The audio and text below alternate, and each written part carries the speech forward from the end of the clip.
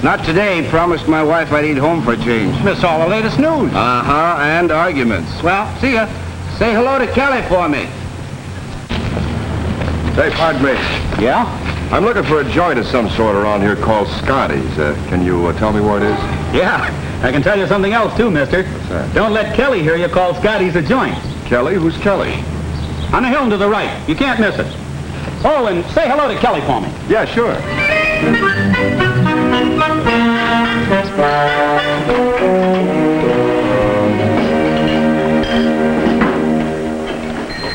Hiya, Russ. Hi. Oh, Pete. Hi, Johnny. Change, Kelly. Change, Kelly. I must be getting old. I keep hearing echoes. Did you get your message on the board, George? Yeah, I saw it when I came in. Good. 85, 90, $1. Thanks a lot, George.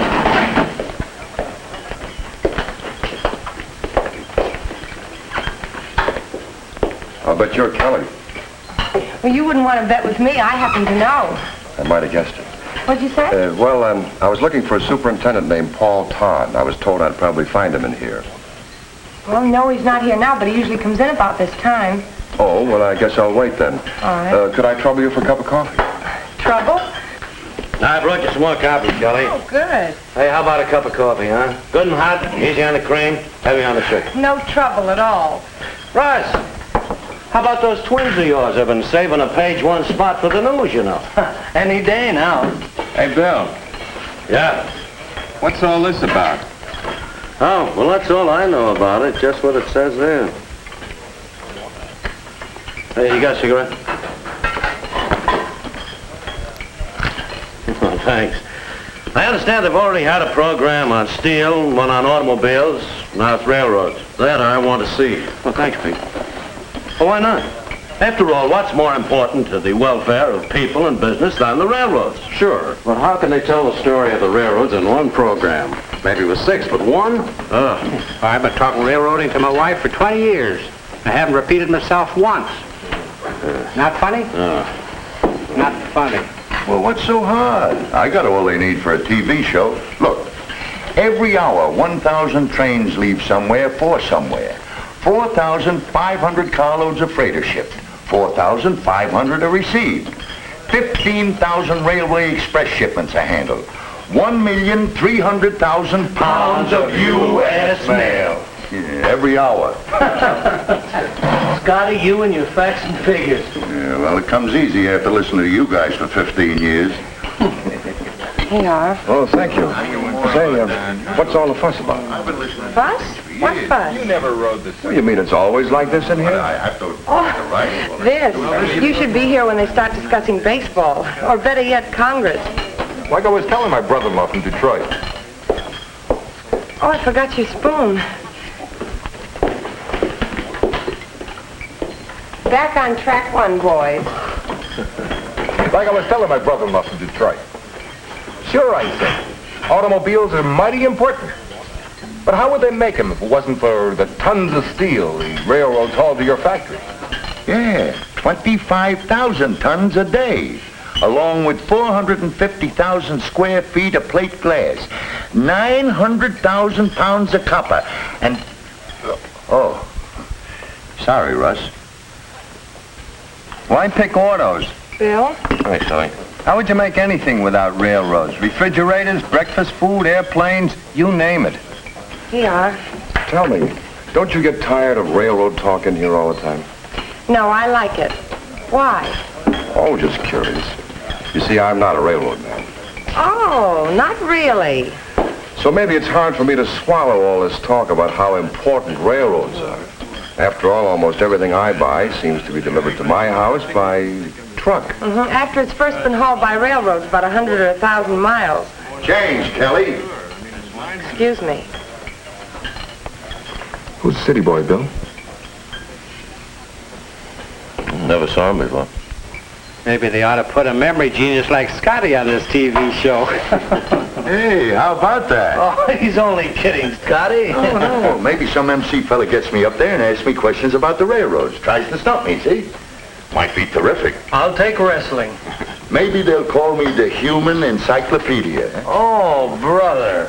How much railroad track in the nation, maybe this fella asks. Right off, I tell him. Nearly 400,000 miles. How much freight do the railroads haul? More tons of freight, more miles than all other forms of transportation put together. How much taxes do the railroads pay in a year? $1,250,000,000. How much does it cost to haul a ton of freight a mile by railroads? Averages less than a cent and a half. You can't stop me, you see? Then maybe he turns to the studio audience and he says, anybody in the audience got a question to ask? Yes, I have. What happened to those ham and eggs I ordered? Coming up. But don't forget, these are hauled by the railroads too. Yes, I know. You know, maybe Scotty's got something there. On that 400,000 miles of track business, I mean. Well, built, paid for, and maintained by the railroads. Don't forget that. And with every mile of line, you got a cash investment of $110,000. Don't forget that. And maybe that's the story this TV program ought to tell. Suppose you took just one moment. You showed the people what's happening on the railroad tracks of the nation in a single moment. That'd be something, wouldn't it? And see the headline. Editor turns TV producer. Okay, but look. Now maybe you have this fellow as he's sort of a narrator. While he talks, you show pictures of what's happening along the 400,000 miles of track. Maybe he'll start off by saying, right at this moment, right while you're thinking about it. At this moment, as in every moment of America's history, the wealth of the nation lies dispersed far and wide throughout a vast continent. To make this reservoir of wealth useful, huge quantities of raw materials must be moved regularly to the centers of production.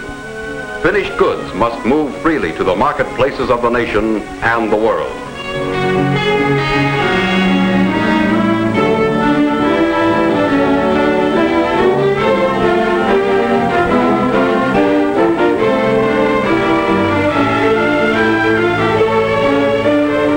In the endless and indispensable movement of materials and goods, the greatest role is that played by the railroads of America. At this moment, the railroads are hauling the food products on which the health and vitality of the nation depend.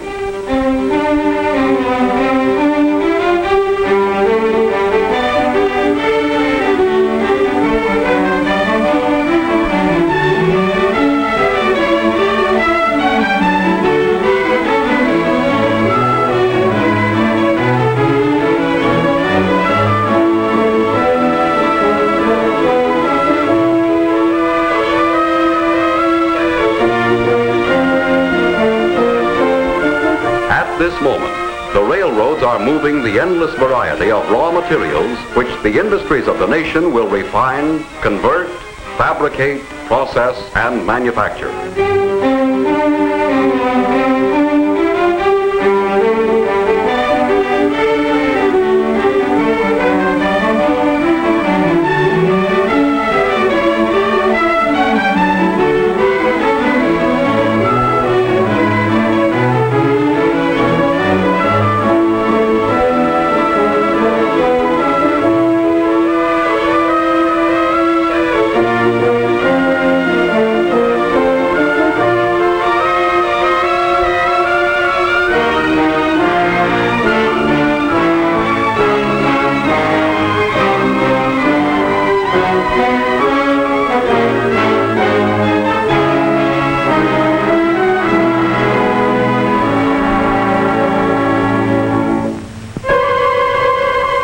At this moment, the railroads are carrying the finished products of industry and agriculture, which the people of the world will buy, sell, and use.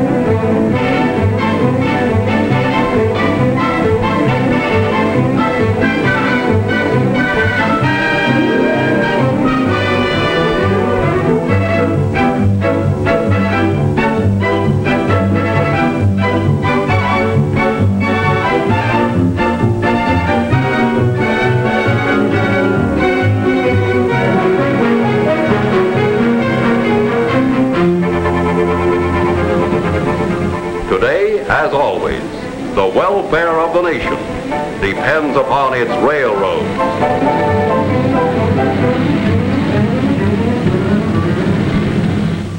The welfare of the nation depends on the railroads. I wonder just how many people up and down all the main streets realize that. And Russ, to haul the same load carried by one big freight train would take a convoy of heavy trucks 10 miles long. Just one train, mind you. And about 15,000 freight trains are on the move every day. Nice and cold, Scotty. Tell you what I wouldn't mind them showing on TV. Especially for those people who never think much about railroads. If it weren't for railroads, how would you move large equipment across the country? Like that, for instance. Or something that size. As long as you're talking about the hauling jobs the roads do, how about mail? About 90% of all intercity mail is carried by the railroad. And what's more, Uncle Sam paid the railroads less to move that 90% than it cost him to move the remaining 10. And don't forget express. The railroads pick up and deliver over 350,000 express packages a day. Kelly, how about another cup of coffee? Oh, sure. Say, you know, I've been thinking about that remark you made a few minutes ago. About railroads being overrated? Yes. Oh, don't get me wrong. I know that they've been important, at least in the past. But this is a modern age, and Oh, maybe... and I suppose railroads aren't modern. Well, maybe I don't know enough about railroads. Maybe.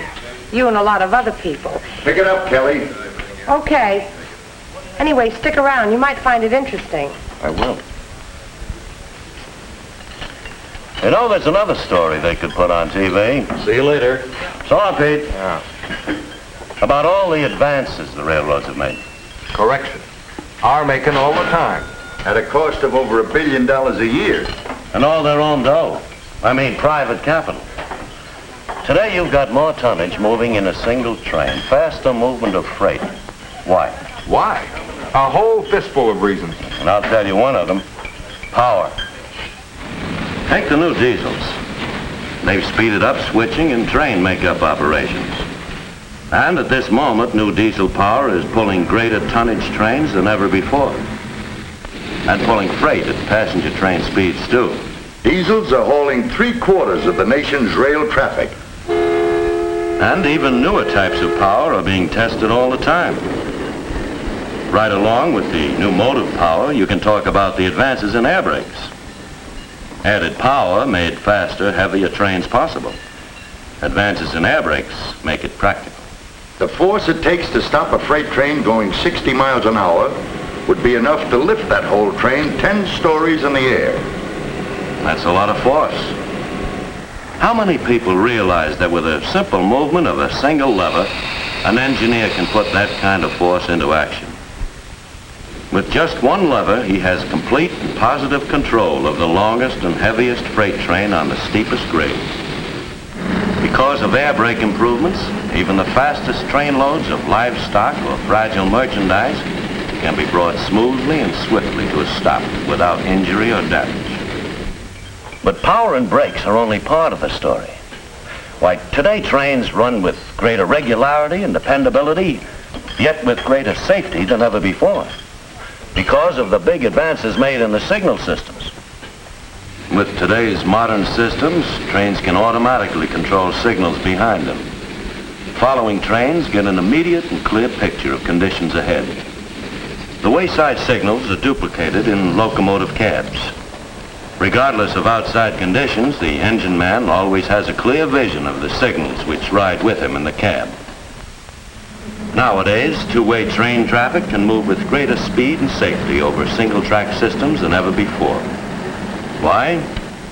Because train traffic can be handled by signals over hundreds of miles of track from a remote tower by a single man. Lights show the location of every train. By simply flipping levers, he can put trains on sidings.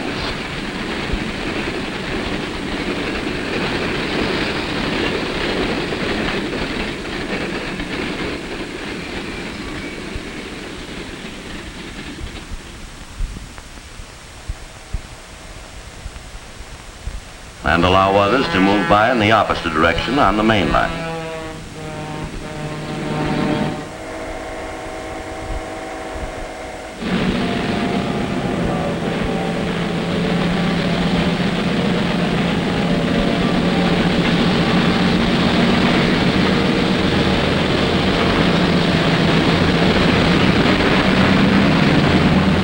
Faster train movements, safer. I wonder how many folks know why. Well, Bill, there's this to be said. New communication methods doing a lot to speed up train movement, eliminate delays, and increase safety.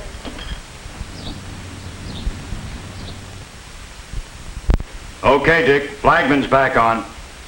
Right. Eastbound 9696 to eastbound 9541. Okay, eastbound 9541. Everything looks good. Okay, 9694. Putting you on a siding at Quinton.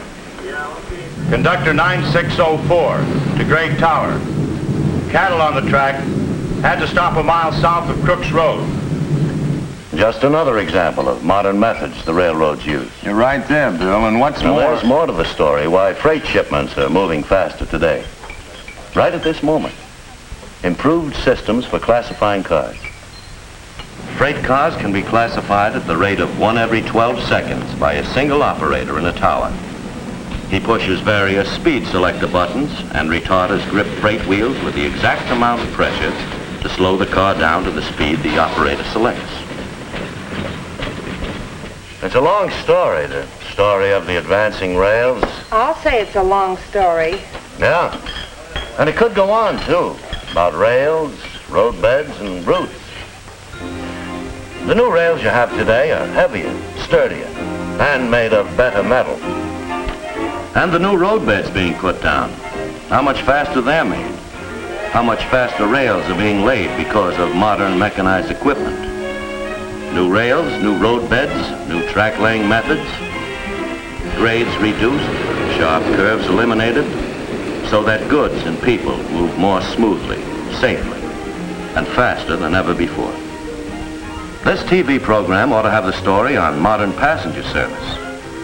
How many people know that they can enjoy the same comfort on trains as in their own living rooms? And the same kind of safety, too.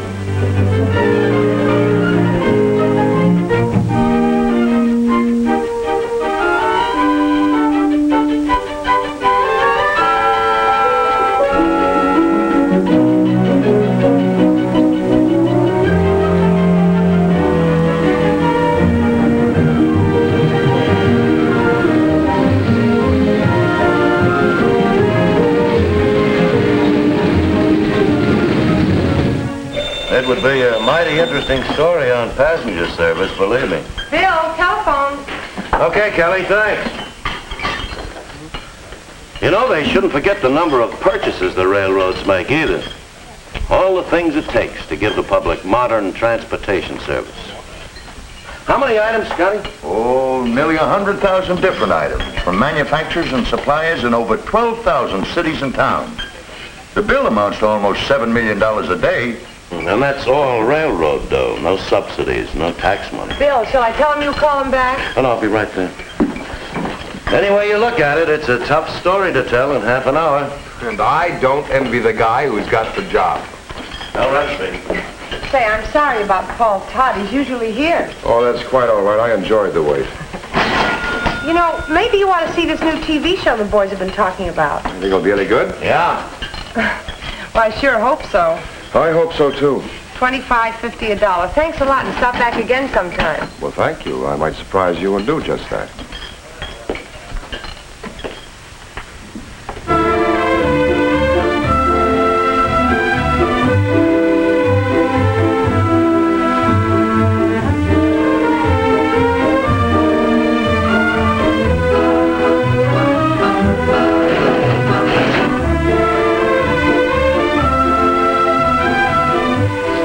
Kelly, did you know that 4,500... Oh, Scotty, not tonight. Well, now, figures don't lie. Why, thank you, Scotty. Good night, Kelly. Tonight we bring you another in a series of public service programs featuring the American private businesses upon which our whole way of living depends. This is a story which begins in the research centers and laboratories of railroads, railroad associations, universities, engineering societies, and in the research facilities of thousands of suppliers and manufacturers. This is the story of the advancing rails. It's an important story, for no matter who you are, where you are, or what you do, the railroads influence your life and the way you live. Tonight we present the story of the nation's railroads, a story happening at this moment. Hey, that fella's face looks mighty familiar. It should. Isn't that the fellow who was having coffee here a couple of weeks ago when we were all That's talking him. And if you ask me, he's a wise guy. Hey, look, Bill. They're doing just what you were talking about. Look at that.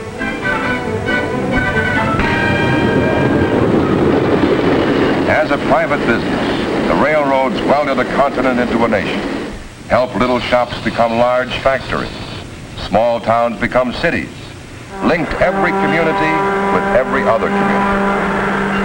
The welfare of other businesses and the welfare of the nation's people have and always will depend heavily upon the railroads continuing to operate as a private business, continuing to advance, continuing with these advances and as private businesses to help keep the nation prosperous in times of peace, strong in times of emergency.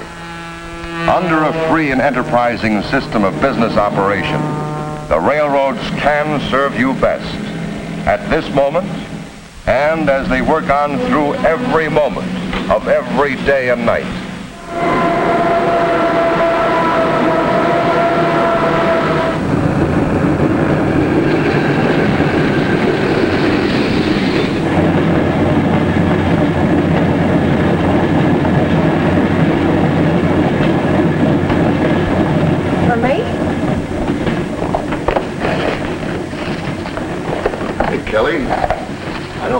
fella's a wise guy.